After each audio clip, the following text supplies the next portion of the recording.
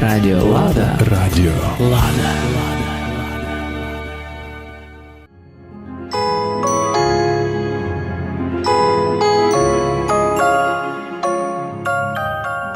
Перший мученик антиправославної революції 1917 года священномученик Владимир Богоявленський. Пізнім холодним вечором 7 февруара 1918 года група людей некого лівого сектора з оружием в руках насилу вивели із ворот Києво-Печерської лаври митрополита Владимира Київського в монашескому облаченні, що указувало на то, що вони преднамеренно і по указці деяких обновленців і автокефалістів получили заказ фізично знищити сторонника єдинства церкви. Так в числі святих церкви родився і в числі перших мучеників священномученик Владимир Київський. Бог не случайно воздвиг пак пізніше в Україні нам нового митрополита тоже Владимира Сабодана, сохранившего единство православия после распада Союза. Миссию священномучеников Владимиров ныне смиренно продолжает блаженнейший Онуфрий, митрополит Київський і всія України. Історія православ'я в Україні повна образів святих для подражання нинішнім пастирям церкви. За то время, доки Владимир Богоявленський ніс, наприклад, служення екзарха Грузії, там ним було построєно більше 100 храмів, відкрито вище 300 церковно-приходських школ, між учащимися були мусульмани, юдеї, протестанти, армяни, старобратці і діти сектантів. Як було би прилично днеська грузинської церкви поддержати канонічне православ'я в Україні, вспоминає труди митрополита Владимира Київського на благо грузинської церкви і її народа в ті древні часи. Позад Грузії владику назначили митрополиту в Москву, де він построїв єпархіальний дом, в якому розмістив общество любителів духовного просвещения, православное миссионерское общество, отделение палестинского общества, Кирилло-Мефодиевское и Марии Магдалинское общество. В здании проходила издательская работа. Єпархіальний дом, по отзыву історика Владимира Козулова, став колискою общественних церковних організацій. Аж до 1918 года сей Владимиров єпархіальний дом жив необычайно активним життям.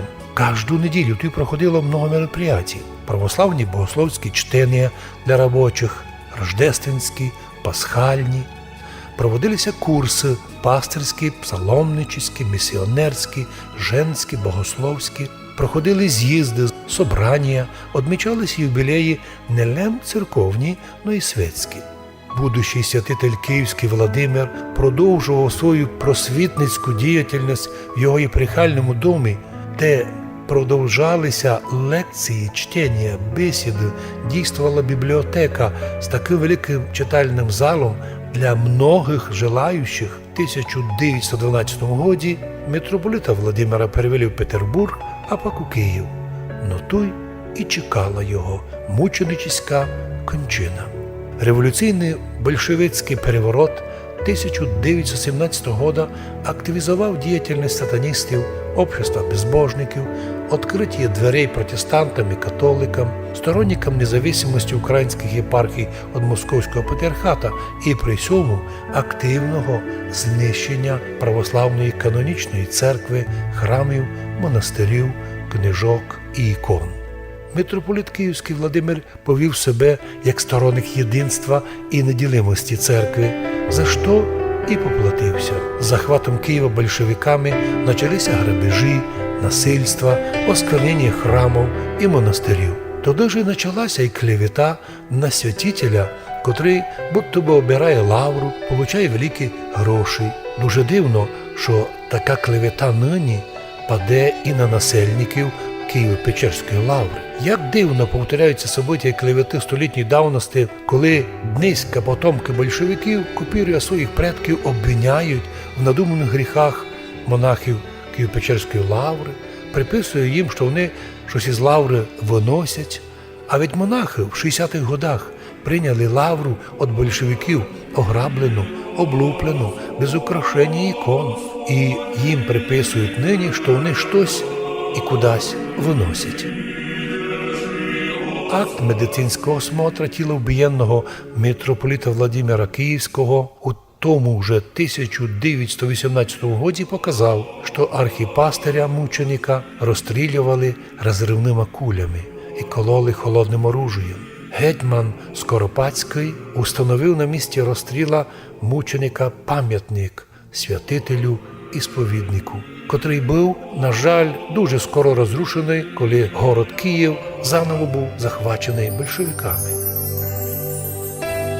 Літом 1992 року по благословенню митрополита Київського вся Україна Владимира чесні мощі священномученика Владимира були обретені і почувають нині в дальніх пещерах Свято-Успенської Києво-Печерської лаври. Священномученик митрополит Володимир Київський днес почиває в обітелях Отця Небесного, убійці же торжественно увержені в вічні муки. Потомки святого Володимира Київського нині продовжують бути православними, страдати за віру Христову, а потомки убійць повторяють міру своїх отців. Ведь сліпота духовна очевидна для всіх, коли всі неправославні релігії убійці почитають, шанують, а істинну церкву Христову активно гонять, міняє лише формат безбожия і основання для гонений. На результат єдиний тот же – избиение Божих пастирей, мучення народа Божого, захвати храмів і монастирів. Священномучениче Владимире Київський, моли Бога у нас, віри православної, непорочний блюстителю і заповідей Христових усердний ісполнителю, священномучениче Владимире, Христа всім серцем возлюбивши, пасту твою добре те упасав, незлобиво мученичську смерть приялися, сього ради в вічній славі пребывая, моли спастися і нашим душам. Образ Христова милосердя являя, покрою и защищение пастырь былися святителю Отче Владимире, в кротості і страданню приємля, безбожних мучителів благословляя, ти простив їх. Тим же й нам, і спросив Христа Бога, дух мирний і велику милость.